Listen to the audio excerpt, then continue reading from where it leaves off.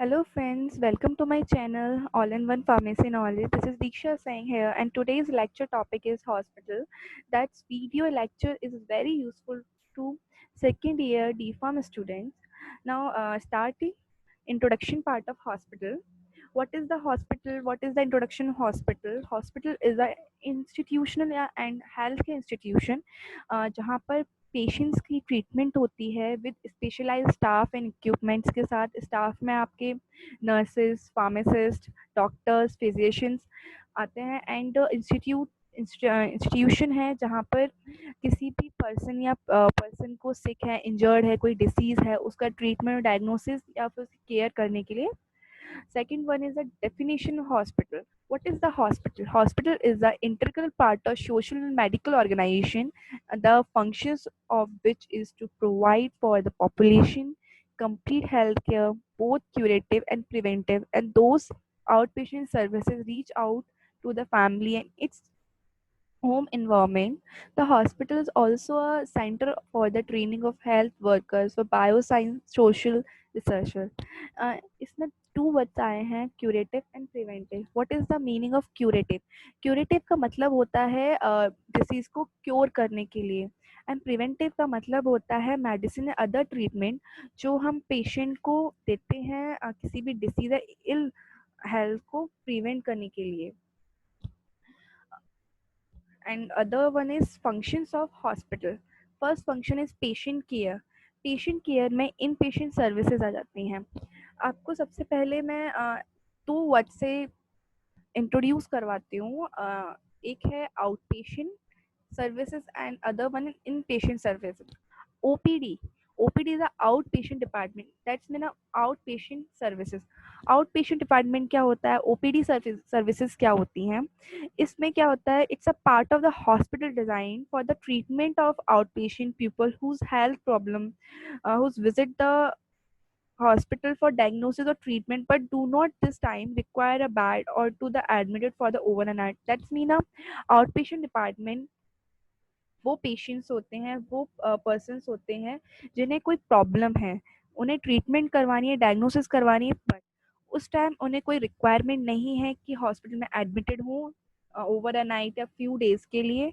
Only आते हैं hospital में, अपना ट्रीटमेंट करवाते हैं, return to a home. And in patient services क्या होता है? वो पेशेंट्स जो हॉस्पिटल में एडमिटेड हैं फ्यू डेज के लिए या फिर ओवर अ नाइट के लिए, उनकी पेशेंट केयर कैसे करनी है, क्या क्या होती है, वो हमारे पेशेंट केयर में आता है। नर्सेस होता है, नर्स मेन होता है नर्सेस का जो पेशेंट केयर करती है, उनका मेडिसिन का ध्यान रखना, उनका चेंज करवाना, सब कुछ पेशेंट केयर में आता है। फार्मासिस्ट का रोल सिर्फ इतना है कि उनको मेडिसिन देनी है मॉर्निंग, इवनिंग एंड आफ्टरनून, किस टाइम पे उन्हें किस कौन सी दवाई खानी है, ये फार्मासिस्ट उन्हें बताएगा। Second one is the diagnosis treatment of disease.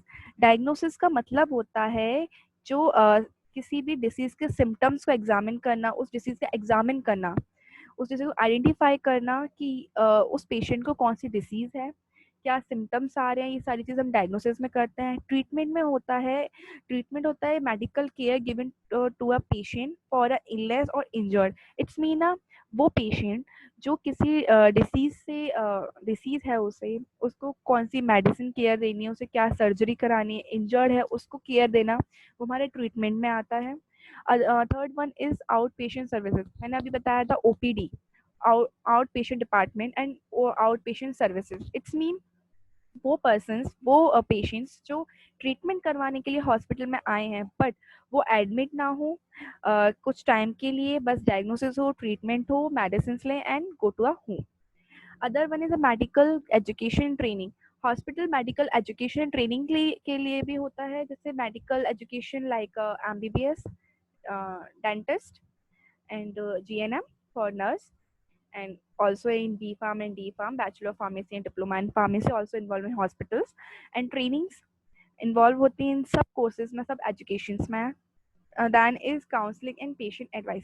Counselling का मतलब होता है कि जैसे किस टाइम पे कौन सी मेडिसिन लेनी है वो बताना। कुछ पर्सन है, कुछ पेशेंट्स होते हैं जो एजुकेटेड नहीं होते हैं या फिर विलेज से होते हैं, उन्हें समझ में नहीं आता है कि कौन सी दवाई कब लेनी है, इस मेडिसिन का क्या यूज़ है, अगर हम इस मेडिसिन को ज़्यादा अमाउंट में लेंगे तो क्या साइड इफ़ेक्ट होगा, क्या मिसयूज़ हो सकता है। ये सारी चीज़ उन्हें इन्फॉर्म करना है कि आप अगर ये मेडिसिन ले रहे हैं तो अगर मॉर्निंग में मेडिसिन ले रहे हैं तो वो मॉर्निंग में लें, आफ्टरनून में है तो आफ्टरनून में, एंड इवनिंग में तो इवनिंग में। ये सारी चीज़ें हमारे काउंसलिंग और पेशेंट एडवाइस में आती हैं जो हमारे फार्मासिस्ट उन्हें प्रोवाइड करवाते हैं। Last one is immunisation centre in the prevention of disease. Immunisation, it's easily meaning of immunity. Vaccines are the best example of this. Right now अभी हमारा कोविड-19 चल रहा है, उसमें इम्यूनिटी की बहुत बात हो रही है, इम्यूनिटी इम्यूनिटी सेम वही है जो इम्यूनाइजेशन यानी इम्यूनिटी को इंक्रीज करते हैं किसी भी डिसीज को क्योर करने के लिए। Best example is vaccine, vaccines है इसका। Now next is a classification of hospital, very easy and थोड़ा समझने की बात है। कुछ टाइप है इसमें। फर्स्ट टाइप है क्लिनिकल बेसिस। अगर हम क्लिनिकल बेसिस में देखें तो टू टाइप है क्लिनिकल बेसिस में, मेडिसिन एंड सर्जरी। मेडिसिन के भी थ्री टाइप हैं। First is paediatric, second is TB, third one is general medicine. What is the paediatric? Paediatric का मतलब होता है मेडिसिन जो हम चिल्ड्रंस के साथ डील करें। कुछ हॉस्पिटल होते हैं जो सिर्फ चिल्ड्रंस के लिए होते हैं, उसे हम पेडियाट्रिक हॉस्पिटल्स क्या बोलते हैं। सेकंड वाला टीबी। टीबी का मतलब हो गया ट्यूबरक्लोसिस।